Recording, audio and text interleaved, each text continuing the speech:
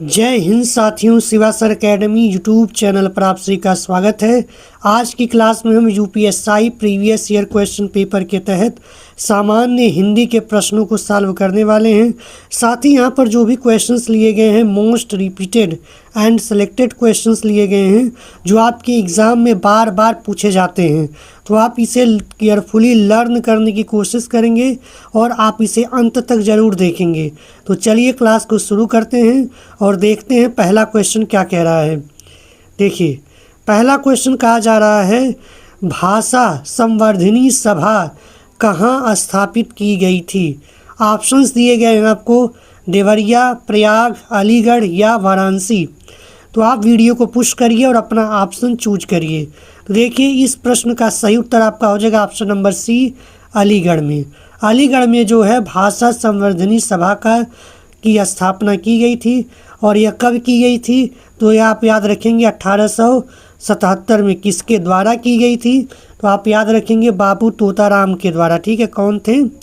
बाबू तोताराम के द्वारा इस सभा की स्थापना की गई थी। ठीक, तो यह फैक्ट आप याद रखेंगे, बाबू तोताराम के द्वारा। नेक्स्ट क्वेश्चन पर चलते हैं। नेक्स्ट क्वेश्चन आपसे कहा जा रहा है, इनमें से कौन सा शब्द एकत्र का विलोम है। यानी आपको बताना है कि एकत्र का विलोम शब्द क्या है। ऑप्शंस दिया गया है, एकता, अनेकता, विकीर्ण या संकीर्ण।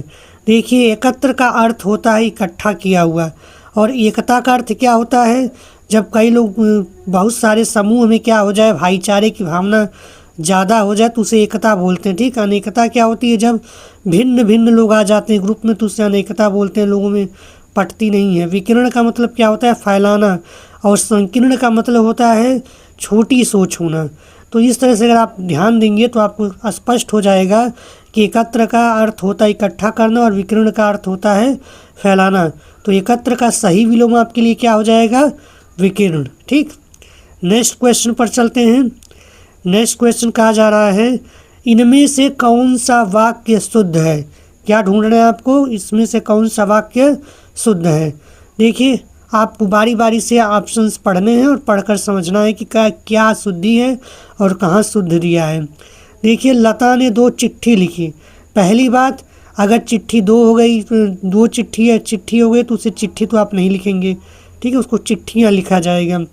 लता ने 2 चिट्ठी लिखे। देखिए, यहाँ से फुल स्टॉप हटा दिया तो ये भी गलत माना जाए, क्योंकि जब भी एक आपका सेंटेंस कंप्लीट होता है वाक्य तो आप फुल स्टॉप लगाना ज़रूरी होता है। ठीक, यही प्रॉब्लम आपको लास्ट ऑप्शन में भी देख सकते हैं। ठीक है, यहाँ तो ने को भी हटा दिया है, तो इस तरह से आपके पहला, दूसरा और तीसरा ऑप्शन कैंसिल हो जाएंगे। तो बचा जो आपका ऑप्शन सी, वही क्या हो जाएगा, सही होगा। लता ने 2 चिट्ठियाँ लिखी। ठीक, नेक्स्ट क्वेश्चन पर चलते हैं। नेक्स्ट क्वेश्चन कहा जा रहा है, इनमें से क्रमवाचक विशेषण का उदाहरण कौन सा है। यानी कि एक ऐसा विशेषण जो क्रम को बताता हो।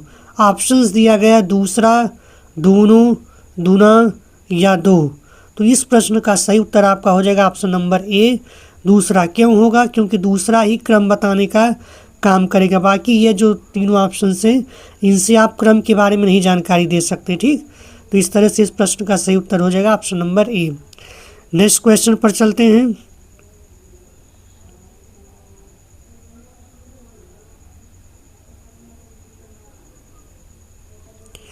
नेक्स्ट क्वेश्चन कहा जा रहा है, पहला ज्ञानपीठ पुरस्कार किस लेखक को प्रदान किया गया था। ऑप्शंस दिया गया है, ताराशंकर बंदोपाध्याय, के.वी. पुतप्पा, उमाशंकर जोशी या जी शंकर कुरूप।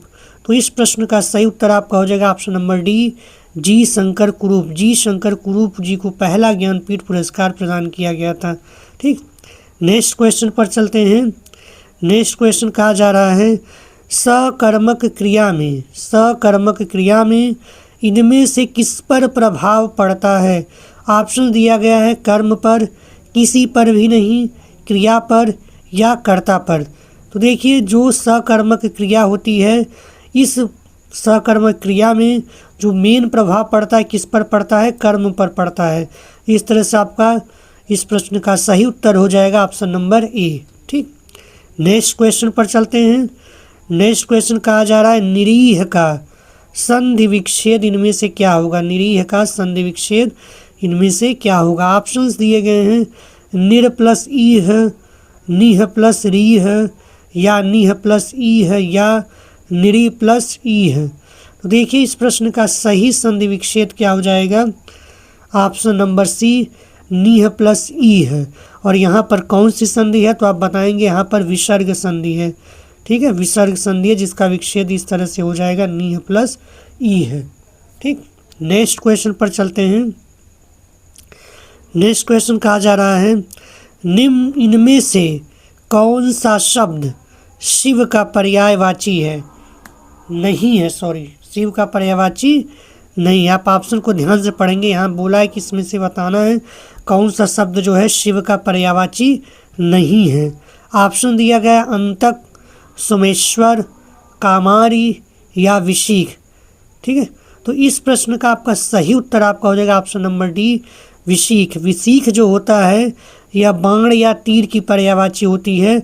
बाकी अंतक हो गया, सोमेश्वर हो गया, कामारी हो गया, ये सभी भगवान शिव के पर्यायवाची ही हैं। ठीक, तो नेक्स्ट क्वेश्चन पर चलते हैं। नेक्स्ट क्वेश्चन कहा जा रहा है इनमें से किस एक पत्रिका का संपादन प्रेमचंद ने नहीं किया था। ठीक, ऑप्शंस दिए गए हैं मर्यादा, माधुरी, जागरण या सुधा। तो इस प्रश्न का सही उत्तर आपका हो जाएगा ऑप्शन नंबर डी सुधा। तो सुधा का पत्रिका का जो संपादन है वो प्रेमचंद ने नहीं किया था, बल्कि किसने किया था, उनका नाम है दुलारे लाल भार्गव। ठीक है, उनका नाम क्या हो जाएगा, दुलारे लाल भार्गव। इन्होंने सुधा पत्रिका का संपादन किया था और कहाँ से किया था, लखनऊ से। बाकी यह जो तीनों पत्रिकाएं आपको दिख रही हैं तो इन तीनों संपादन प्रेमचंद जी ने ही किया था। ठीक है, तो ये फैक्ट आप याद रखेंगे। नेक्स्ट क्वेश्चन पर चलते हैं। नेक्स्ट क्वेश्चन कहा जा रहा है इनमें से शुद्ध शब्द कौन सा है। ऑप्शंस दिए गए हैं दर्शनाभिलाषी, दर्शनाभिलाषी, दर्शनाभिलाषी मतलब सभी में पढ़ने के हिसाब से तो आपको सेम ही लगेगा, लेकिन यहाँ पर जो सही लिखा गया है वो कौन सा ऑप्शन है, ऑप्शन नंबर सी। ठीक है, मूर्धन्य श होता है। समझ में आ रही बात, तो ये आप ऐसे इसको पढ़ लेंगे अच्छे से। ठीक, नेक्स्ट क्वेश्चन पर चलते हैं। नेक्स्ट क्वेश्चन कहा जा रहा है थोड़ा बहुत में इनमें से कौन सा समास है। ऑप्शंस दिए गए हैं अव्ययी भाव समास, वैकल्पिक द्वंद्व समास, समाहार द्वंद्व समास या इतरेतर द्वंद्व समास। तो इस प्रश्न का सही उत्तर हो जाएगा आपका ऑप्शन नंबर बी वैकल्पिक द्वंद्व। जब कभी भी आपको इस तरह से योजक चिन्ह लगाकर, योजक चिन्ह लगाने के बाद आपको दो विपरीत शब्द दिए हों तो ऐसे में वहाँ पर क्या होता है, वैकल्पिक द्वंद्व होता है। अगर बीच में योजक शब्द लगा है, योजक चिन्ह लगा है, तो वहाँ जाहिर सी बात है कि वहाँ द्वंद्व समास तो होगा ही, लेकिन दोनों में अगर विपरीत या विरोधाभास वाले शब्द अगर रहेंगे तो वहाँ पे हमेशा वैकल्पिक द्वंद्व होता है। ठीक, तो नेक्स्ट क्वेश्चन पर चलते हैं। नेक्स्ट क्वेश्चन कहा जा रहा है निम्नलिखित में से अर्ध विराम का चिन्ह कौन सा है। अब देखिए आप यहाँ से देखकर बताइए कि चूज करिए कि कौन सा जो है अर्ध विराम का चिन्ह है। देखिए यहाँ पर जो पहला सिंबल आपको दिया है इसे बोला जाता है विवरण चिन्ह। जब आप कोई भी हेडिंग बनाते हैं, उसके बारे में विवरण देने जाते हैं, तो आपको पता होना चाहिए कि आप ऐसे ही बनाकर वहाँ लिखते हैं, तो ये क्या होता है, विवरण चिन्ह होता है। बाकी बी जो होता है, अभी हमने पिछले क्वेश्चन में बताया, जो बी है यह योजक चिन्ह होता है। अगर दो समान शब्द हों या विपरीतार्थक शब्द हों उनके बीच में आता है। बाकी जो सी आपका होता है इसे निर्देशक चिन्ह बोलते हैं। ठीक है, निर्देश दिया जाता है, जैसे आप लिखते हैं ना उदाहरण, जैसे आप कोई भी उदाहरण देने चाहते हैं तो जैसे के बाद जो लगाते हैं उसे निर्देशक चिन्ह बोलते हैं। ठीक है, वो यह है। तो यहाँ पर जो आपका राइट आंसर हो जाएगा वो हो जाएगा ऑप्शन नंबर डी। इसी सिंबल को क्या बोला जाता है, अर्धविराम।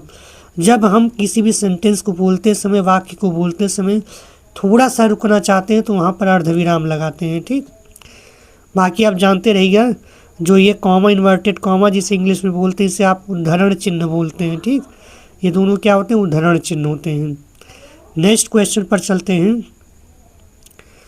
नेक्स्ट क्वेश्चन आपसे कहा जा रहा है इनमें से कौन सा शब्द तद्भव है, यानी कि संस्कृत से नहीं लिया गया है।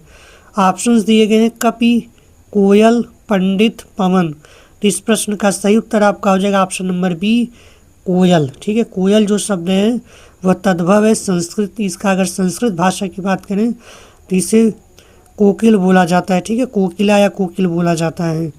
तो नेक्स्ट क्वेश्चन पर चलते हैं।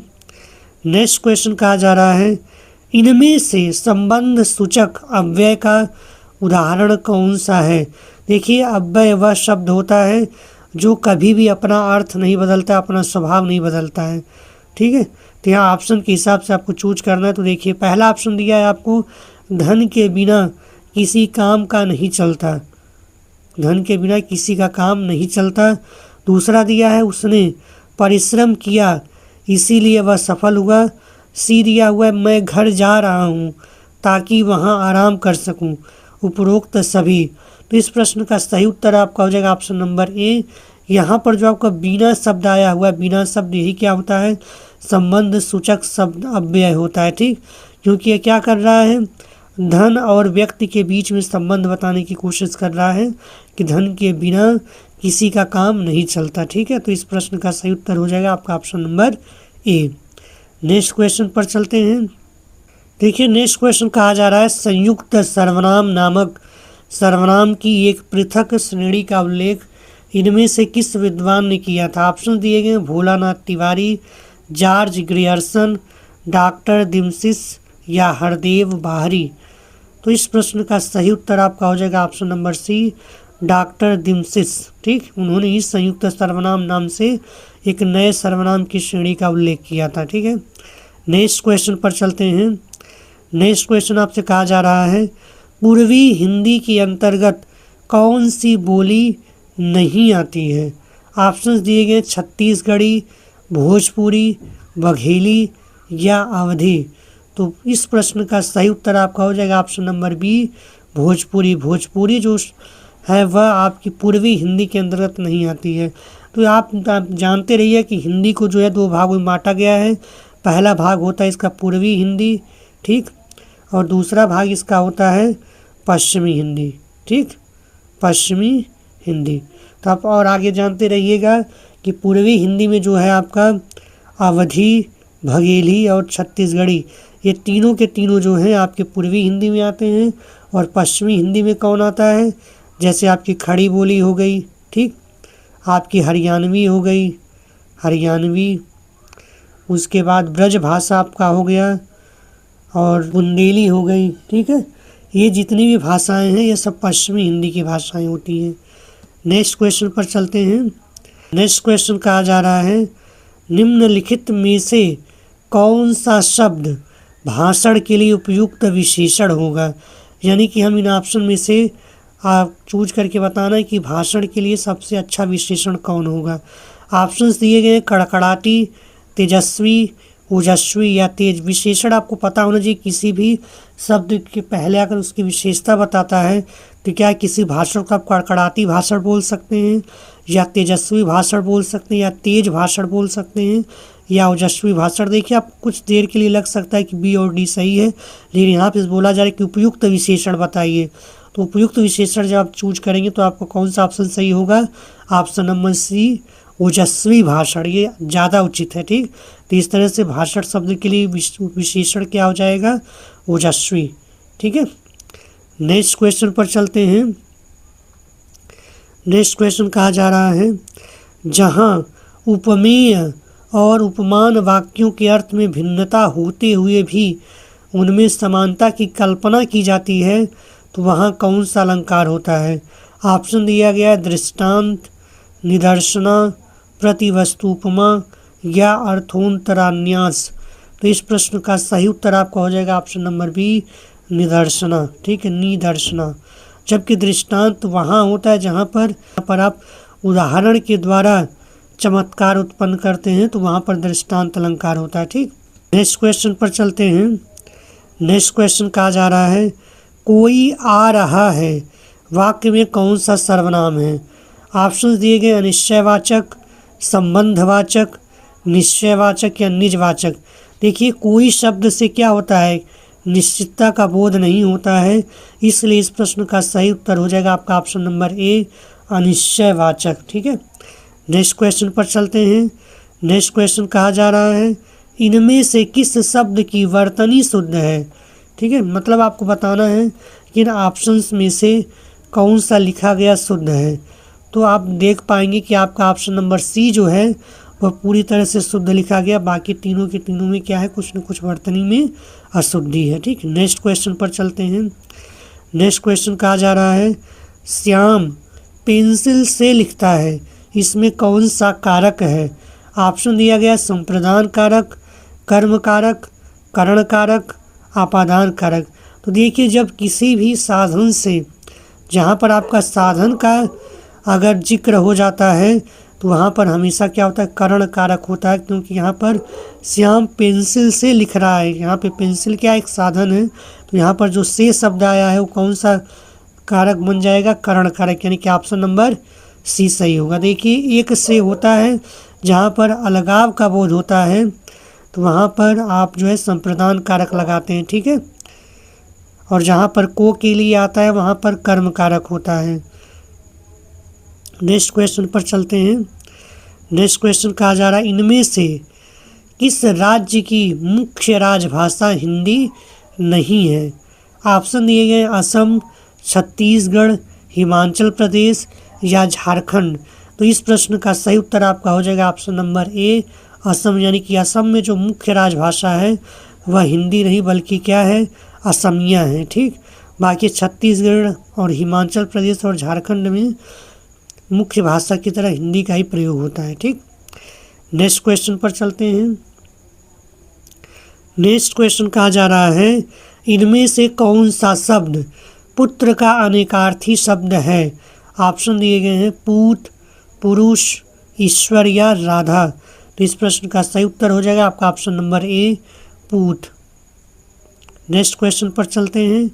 नेक्स्ट क्वेश्चन में कहा जा रहा है राम बाजार जा रहा है का संदिग्ध भूतकाल में रूपांतरण क्या होगा।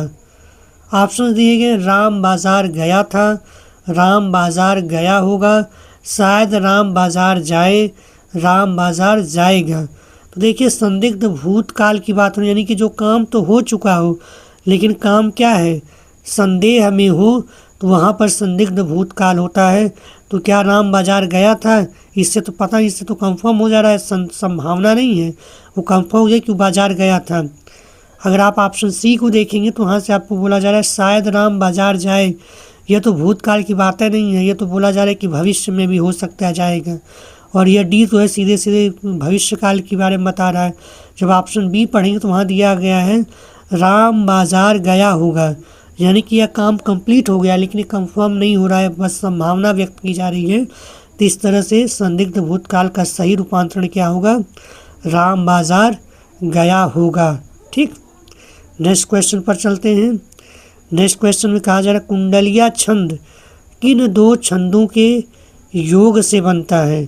ऑप्शंस दिए गए हैं दोहा रोला, दोहा उल्लाला, दोहा सोरठा या रोला उल्लाला। तो इस प्रश्न का सही उत्तर आपका हो जाएगा ऑप्शन नंबर ए, दोहा और रोला।